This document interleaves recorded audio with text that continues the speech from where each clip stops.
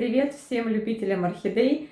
Сегодня я хочу поделиться с вами своей историей восстановления вот этой орхидеи, которая очень мне нравится, но цветение которой вживую еще я не видела, потому что орхидея приехала в осенне-зимний период в Амхе в размере 3 от азиатского поставщика. Они в очень хорошем состоянии. При адаптации у нас случилась потеря корней, ну, соответственно, и потеря тургора. Моим первым решением было то, что я просто орхидею оставила в том состоянии, дозированно поливала в надежде на то, что орхидея потихонечку во время адаптации начнет наращивать новые корни и примет мои условия, но не тут-то было. Как оказалось, эта орхидея не так-то проста, как в принципе я и слышала о ней. Ну, очень хотелось с ней подружиться. В общем-то, терпение мое закончилось, и я решилась на то, чтобы избавить ее от посадки садовника, от мха, и я решила посмотреть, что же там такое. То, что я увидела, сейчас увидите и вы. Выбор мой на наращивание корневой вас удивит, потому что я поступила так, как я обычно в последнее время поступаю со своими орхидеями фаленопсисами. Приятного просмотра и жду вас в комментариях. Девочки, мальчики, привет! Смотрите, что у меня творится. Есть у меня вот такая орхидея.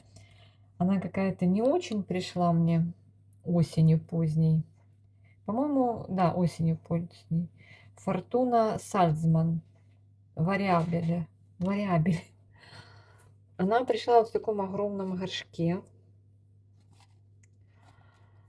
И я смотрю, она какая-то вот листья у нее вянут. Вот она какая-то никакущая, девочки. Никакущая эта дама.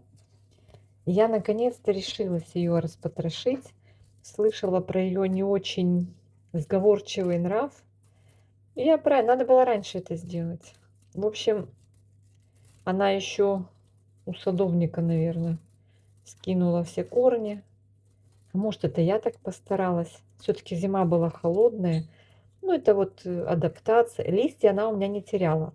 Здесь вижу, листья отсутствуют. Вот вижу, один лист снят. Или даже два. Но это не у меня. У меня все листья были на месте, но вот только вот видите, вот так вот. И вот у нее пошел вот такой верхний рост корней. Вот эти листья я сейчас уберу. Скажете, почему? А потому что вот это количество корней не может обеспечить влагой. Видите, они уже не восстановятся. В общем, оставлю 4 листика. И так как корней вообще практически нет, одни тяжи. Сейчас я их почищу, эти тяжи. Сниму с них умерший веломен. Ой, девочки, стоп. Я прям здесь все это делаю в раковине, потому что, ну, вообще ужас и кошмар. Почищу, зачищу это все. Вот прям вам так в подробностях. Тяжи оставлю. Уберу веломен. Какие-то корни совсем никакущие. Ну, я не знаю. Вот этот вот, например, вот сухой. Конечно же, ну, я его срежу. Пошла искать свой секатор, не могу найти. Вот этот, конечно, совсем плохой. Маленький усохший корешок я срежу. И вот еще один тоже. В общем, будем наращивать корни. Что-то мне так захотелось, девчонки, эту орхидею. Прям вот захотелось. Но я про нее читала, что, так сказать, не питайте надежд. Вот здесь плотные корешки. Они вот хотят начать расти. Хотят. Но не нравится им вот эта вот среда. Что-то с мхом здесь. Видите, он какой прям. Смотрите, какой мох. И они ее прям в размер 3. Да, это ж троечка. Да, троечка. Я еще, когда она приехала, я так удивилась, думаю, не поспешили ли садовники ее так рано переваливать в размер 3. Ну, плюс вот все-таки осень, зима, это, конечно же, катастрофа, девочки. Сейчас хочу почистить вот это все. Я постоянно себя отговариваю от заказов в осенний период. Но знаете, тут какую роль с нами играет отсутствие цветения на домашних орхидеях, то есть они только там осенью перепад ловят, только там они, я вот думаю, может это, но если я это трону, то я здесь вот этих тяжей лишусь. Не, пускай будут. Авось может быть какой-то из них рабочий. Не будем сильно прям кардинально убирать это вообще. И, в общем-то, у нас в момент, когда идут вот эти осенние поставки растений, уже ноябрьские, декабрьские, мы ждем цветоносов на своих орхидеях. То есть подоконники и полочки у нас без цветочков. Девочки, вот такая вот ерунда.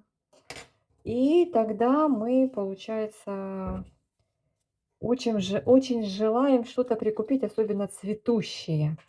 Но и не, так сказать, не игнорируем и азиатские заказы. Набираем. Это все психологический фактор, я вам так скажу. Так, вот этот корень вот здесь такой. Ну, я очень надеюсь вот на эти корни. Они живые, плотненькие. Я надеюсь. Так, сейчас надо найти маленький небольшой такой стаканчик. Я сейчас посмотрю, что у меня есть подходящее. И внизу будет плагрон, а потом будет мох. Вот здесь будет небольшое количество мха.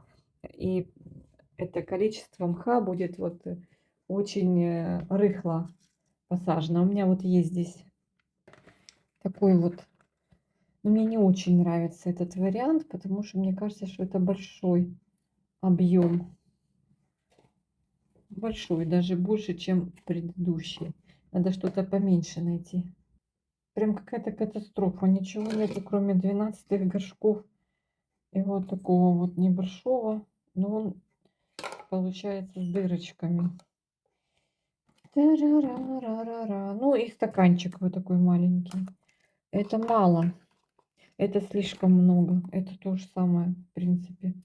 Нет, такой не пойдет. Это сильно маленький горшочек. Что ж такое? Тяжи сюда не зайдут. Ну, а вот корням, кстати, очень будет нормально. Это временное размещение. Да? И тогда сюда можно. Вот ужас, как неустойчив. Немножко. Вот специально беру такой маленький объем, чтобы быстрее просыхал. И чтобы корневая пошла в рост. Заполнена этот стаканчик. И все. Так, немножко плагрона вниз брошу. Так, только надо выбрать хороший. У меня здесь попадаются прям какие-то камешки. Я здесь просто буду мох заталкивать. Хочу, чтобы немножко внизу было плагрона, который бы водичку там держал в уровне корешков. У меня, кстати, неплохо восстановился в такой системе посадки капризный фаленопсис Будда Трежа. Ну, он настолько капризный, что говорить, что он окончательно восстановился, вообще невозможно. Так, намочила спагмос. Или это у меня сфагмом, что я уже подзабыла. Но это новый, не с ее посадки. Я вот так его проложу. Есть корень, который наверх растет. Ну, пускай растет. Надеюсь, что вот эти, которые сверху пойдут вниз.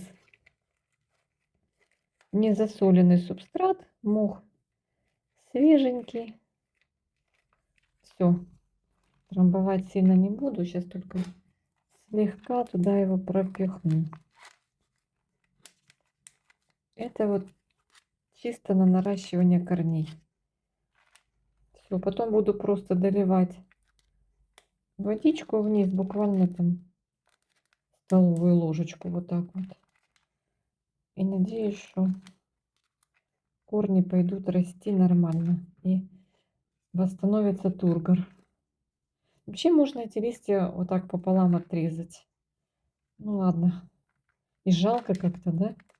Так кардинально. Ну посмотрю, если они вообще начнут прям еще больше терять тургор, тогда я их вот так вот обрежу пополам. Уменьшим площадь испарения. Так что вот так. Попробуем спасти эту красоту. Ну, орхидеи пластичные, они, в принципе, откликаются. Мох сейчас у меня влажный, я его помочила. Откликаются на всякого рода вот такие вот манипуляции. Сейчас пойдем посмотрим, как там поживает мой красавчик Тряжа Будда. Подобные посадки, но в большем горшке. У него просто было больше корней. Я тут последний раз его сильно побаловала водичкой. Прям распереживалась. Думаю, блин. Он же у меня тоже, девочки, вообще никакущий был. В том плане, что ну вот корешки растут. По-моему, даже нету листика нового. В общем-то, вот тут у него уже такой темный мох. И уже зелень. Но что меня радует, он корнями обзавелся. Вот эта история у него была с самого начала. Позакукливал корни. Стараюсь поливать аккуратно. Но вот видите, вот корневой рост.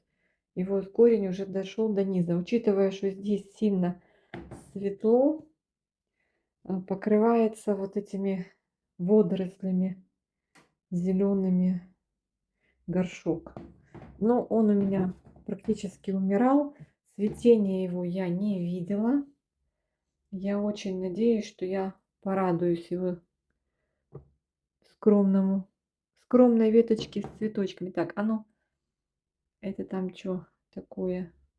Вон, видите, что-то зелененькое.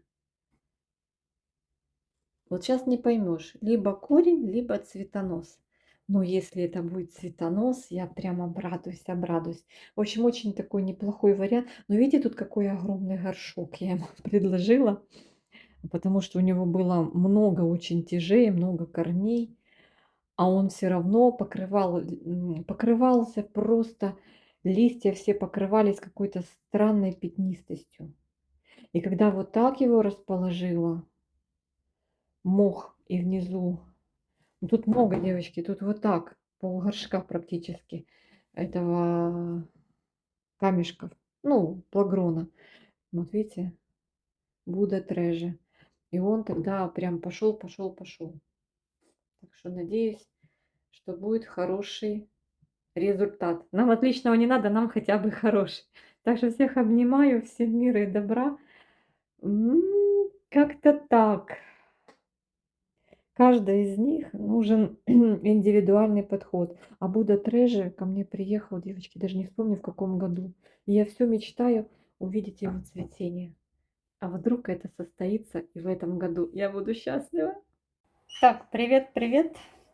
Оцениваем результат через время после нашей пересадки. Не знаю, девочки, какие у вас будут отзывы. Ну вот, вроде как ничего. О, поливалась, видите, на тяжах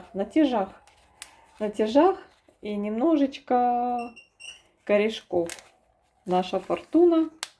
Так, корешок растущий, листик появился растущий, тургор прекрасный. Здесь тоже корешок растущий, что я вчера прям так хорошенечко полила свою фортуну. Девочки, ну прекрасный тургор. Все замечательно. Даже не пришлось укорачивать, обрезать листья. Все нормально.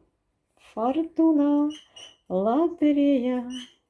Лимоша поет. У нас там дождик капает, и Лимоша поет. Девочки, ну вот так она у меня стоит. Она у меня заваливалась. Я ее ставлю в стаканчике, она падает. Я ее, получается, вот так на пьедестальчик поместила. Но мне нравится ее состояние. Надеюсь, что дальше все пойдет как по маслу. И рядом вторая, она мне досталась, это вот прошлогодняя орхидея из партии мне предложенных на восстановление. Не все остались. По-моему, из 4, сколько их было, 4 или 5, осталось 2 вроде как. Это те орхидеи, которые мне отдала орха знакомая. Но опять-таки это не ее орхидеи, это орхидеи, которые не выдержали сильную знойную вот эту жару страшную. Муж полил у девочки их сильно, и, в общем-то, они спрели. И вот все, что осталось, она раздавала. Это тоже фортуна, девочки, но другая фортуна. Сейчас покажу, какая. Перевернута горшочек. Вот такая. Это пилорик туес. Ну вот. Она в меньшем размере. Но, вероятнее всего, она была в большом размере. Но просто после восстановления вот она уменьшила свой размер. А видите, окантовочка на листиках и у той фортуны, и у этой присутствует такая темненькая, да? Вот фортуну можно определить вот так по листику. Такая темная, практически черная окантовочка у листа. Остренький такой листик. В общем, обе фортуны и обе на восстановление. Ну, будем смотреть. Здесь растущий корешок. Но она такая еле-еле влажненькая еще. И точно так же, видите, половина горшочка мох, половина плагрон. Будем смотреть. Ну, а после того, как уже, надеюсь, корнями обзаведется, то уже будем пересаживать в более комфортные условия. Посмотрим. Но мне понравилось, что тургор вернулся. Все в порядке. Здесь у меня блочник мой болтыхается после полива. И полила и обрызгала цирконом вот эту красоту. Это моя детка дубль от Болоньи. Ой, корешок. Какая прелесть.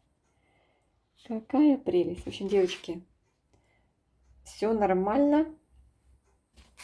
Состояние улучшилось у дамочки. Прям прекрасно-прекрасно. Все хорошо. Мох животворящий. Прям интересно, чтобы довести до цветения и посмотреть на эту красоту вживую. Вот это ее нижняя сепалия пополам разделенная. Это что-то невероятное. Все, всех обнимаю. Девочки, жду вас в комментариях. Напишите, есть ли у вас вот эта красота и вот эта красота. Но мне по фото показалось это даже эффектнее, чем вот сама бабочка этого сорта. Но не знаю, не знаю.